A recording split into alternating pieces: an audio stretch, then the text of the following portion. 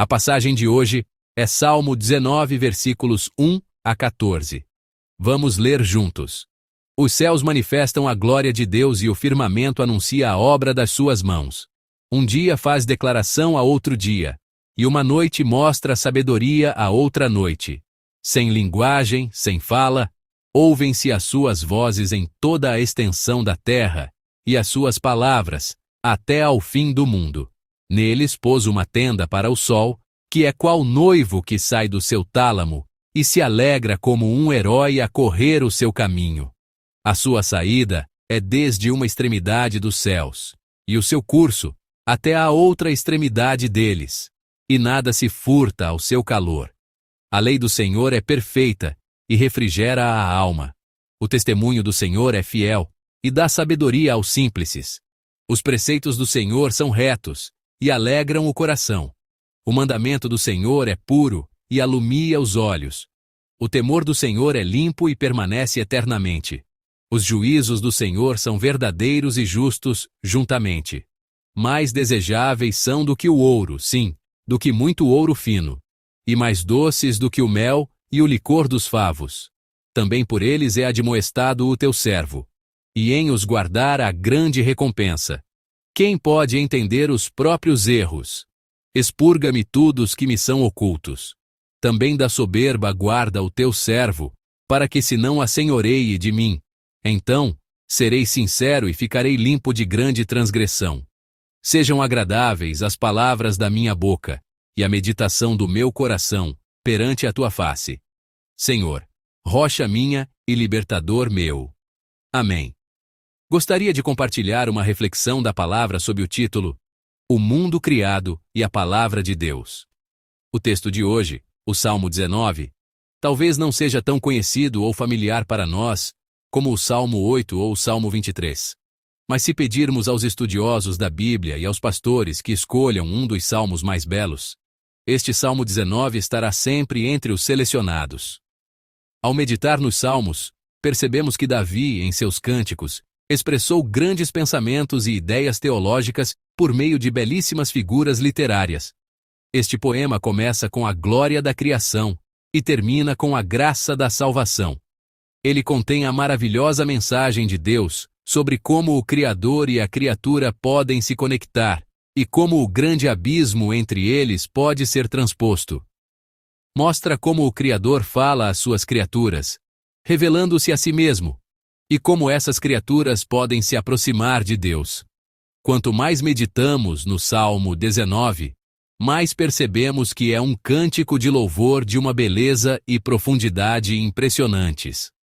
Este salmo pode ser dividido em 3 partes principais. A primeira seção vai dos versículos 1 ao 6. Esta seção está relacionada à criação de Deus, e poderíamos dar-lhe o título Deus que fala sem palavras. A segunda seção vai dos versículos 7 ao 10. Nesta seção, a palavra de Deus, ou seja, a lei, é louvada, e poderíamos dar-lhe o título Deus que fala através da palavra, na qual a sua lei é louvada como mais bela que as joias mais brilhantes e mais desejável que o alimento mais doce. A última seção vai dos versículos 11 ao 14. Nesta seção, a voz e a meditação do coração do salmista, dirigidas a Deus, são reveladas. Ao contemplar o Deus que fala sem palavras no universo e o Deus que fala por meio da sua palavra, o salmista expressa sua esperança em cântico e oração. Ele se vê pequeno e insignificante diante da grandiosidade da criação e da maravilha da palavra. O salmo então se conclui com sua fervorosa oração e esperança de que seu pequeno ser possa se conectar com Deus. Portanto, se me pedissem para citar uma palavra ou imagem que permeia todo o salmo de hoje, eu escolheria a palavra palavra ou fala. Primeiramente, a primeira seção do nosso texto começa proclamando a glória de Deus. Nesta parte, a comunicação de Deus se manifesta de forma silenciosa, sem o uso de palavras audíveis. Vamos ler juntos os versículos 3 e 4. Sem linguagem, sem fala, ouvem-se as suas vozes em toda a extensão da terra, e as suas palavras até o fim do mundo. Neles pôs uma tenda para o sol. Amém. Olhando para o céu e vendo o funcionamento de toda a criação, não há palavras. Nenhum som é ouvido. Não se diz, faça isso ou aquilo. Nem se ouve, não faça isso ou aquilo.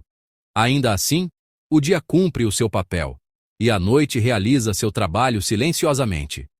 Embora não haja linguagem, nem fala, nem som audível, o salmista louva, afirmando paradoxalmente que toda a terra transmite harmoniosamente a mensagem de Deus, e que até os confins do mundo estão cheios do que Deus comunica. Mesmo sem falar, Deus está falando, e mesmo que nenhum som seja ouvido, o mundo inteiro está cheio da voz de Deus. A segunda sessão, por sua vez, pode ser intitulada assim: também através da palavra. Deus, que se comunica com toda a criação através do silêncio e da quietude, transmite seu coração por meio de palavras específicas. Vamos ler juntos os versículos 7 e 8. A lei do Senhor é perfeita e refrigera a alma. O testemunho do Senhor é fiel e dá sabedoria aos simples. Os preceitos do Senhor são retos e alegram o coração. O mandamento do Senhor é puro e alumia os olhos. Amém. Nesta sessão, Deus aparece como aquele que fala através da palavra. Aqui, a palavra de Deus é expressa de várias maneiras. A lei do Senhor, o testemunho do Senhor, os preceitos do Senhor e, finalmente, o mandamento do Senhor. Todas são formas de se referir à palavra de Deus. A palavra de Deus aparece de várias formas aqui. Embora expressa de maneiras diferentes, ela se dirige a todos nós e a mim, pessoalmente. Primeiro, a lei do Senhor é perfeita, por isso restaura a alma. Isso significa que ela nos faz viver. O poder que dá vida está na palavra. Segundo, o testemunho do Senhor é fiel, por isso nos torna sábios. Quem é uma pessoa sábia? É alguém que sabe muitas coisas triviais do mundo? Não é assim. A pessoa sábia é aquela que conhece o que é verdadeiramente essencial. E o que é isso? É a pessoa que conhece a palavra de Deus, e por meio dela, conhece o próprio Deus. Essa é a pessoa verdadeiramente sábia. Terceiro, os preceitos do Senhor são retos, por isso trazem alegria. Pode-se pensar que meditar na palavra não é algo tão alegre, que é apenas difícil e um fardo, mas somente aqueles que já provaram a alegria que vem da meditação na palavra, que já se maravilharam com o quão alegre, feliz e prazeroso isso pode ser, conseguem entender esta passagem. Na palavra de Deus, há uma alegria que nada no mundo pode dar. A alegria de descobrir naquela palavra a sabedoria que tanto se desejava conhecer, a alegria de encontrar nela a resposta para a oração feita por tanto tempo. Uma alegria que não pode ser trocada por nada está nesta palavra aparentemente rígida. Eu digo que a coisa mais alegre do mundo é meditar na palavra de Deus. Não há nada mais alegre do que isso.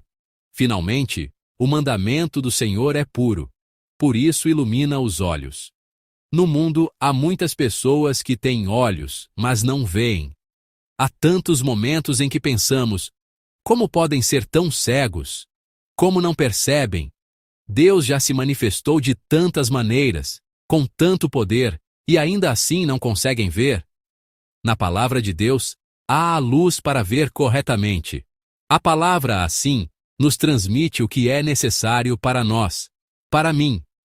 Vamos ler juntos também os versículos 9 e 10. O temor do Senhor é limpo e permanece eternamente. Os juízos do Senhor são verdadeiros e justos juntamente. Mais desejáveis são do que o ouro, sim, do que muito ouro fino, e mais doces do que o mel e o licor dos favos. Amém. A lei e os juízos do Senhor eram para o salmista mais desejáveis do que qualquer coisa que as pessoas tentam obter. Por isso, são comparados a joias e mel. As pessoas desejam possuir joias. O mel, naquela época, quando não havia outros adoçantes, era um verdadeiro sonho. Pensemos no forte desejo de possuir joias ou no anseio instintivo por algo doce como o mel. Para o salmista, a palavra de Deus era um tesouro que ele desejava e buscava acima de todas essas coisas. Assim, ele louva a palavra. Finalmente, o salmista reflete sobre si mesmo. Olhando para o vasto universo e diante da palavra de Deus, ele se percebe insignificante, pequeno e frágil. E ele ora, esperando que as palavras de sua boca e a meditação de seu coração se conectem com Deus, alcancem-no e movam o seu coração. Vamos ler juntos o versículo 14.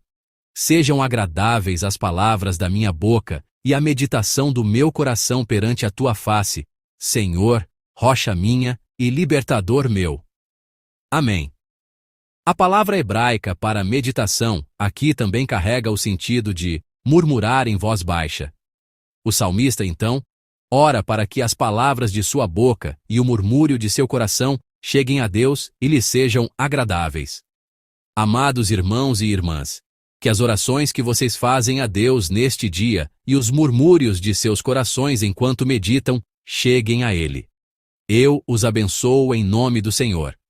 A única esperança de uma criatura fraca e insignificante é esta: conectar-se com o Criador. Que Deus ouça essa voz, que Deus conheça esse coração.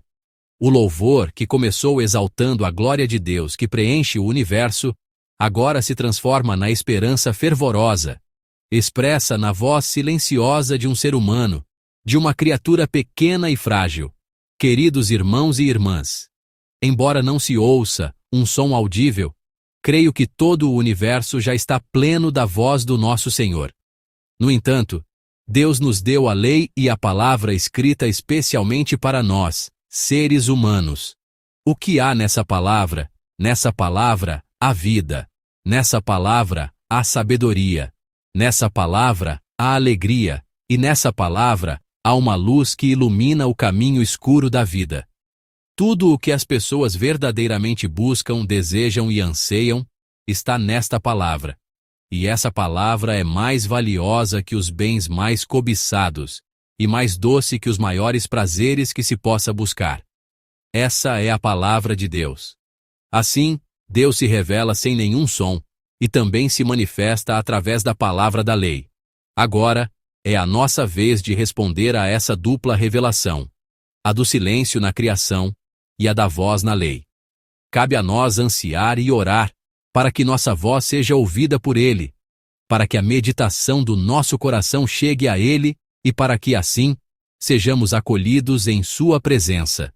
Que hoje seja um dia abençoado em que o coração e a palavra de Deus nos sejam transmitidos, e que a nossa voz e a meditação do nosso coração sejam transmitidas a Deus.